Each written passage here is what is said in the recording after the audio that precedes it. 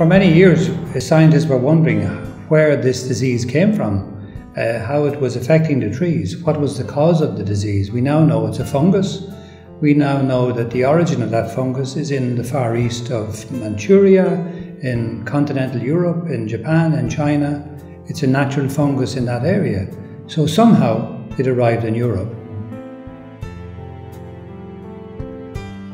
In Polen sowie in anderen europäischen Ländern langsam verschwindet die Esche durch diese Krankheit. Und für uns, sowohl in anderen Ländern, ist sie eine wichtige Baumart.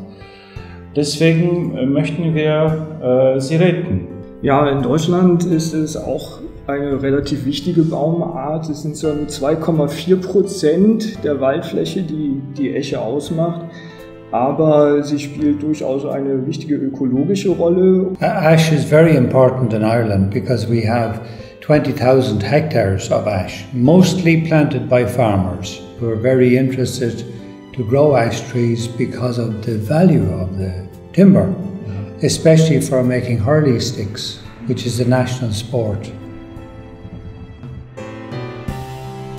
We have discussed to exchange material, which is quite important, and the same holds true also when it comes to markers or the propagation of materials. Personally, I have to say that I'm satisfied insofar because the Austrian approach, which is quite similar also in the other European countries, have been highly acknowledged by the international community. So we are certainly on the right track in order to save this species in Europe. I think since this Ash Dieback disease is so new, it has been a very steep learning curve for all of us to understand what's going on, to understand the disease, to understand how we can assess it, to assess whether we can actually find trees which are more resistant and most importantly that can produce offspring that can be planted in forests which have a high tolerance or even resistance. And I think in this process it's been really valuable to share information between partners across Europe. We know from studies that there are very few genotypes and few ash trees that are tolerant.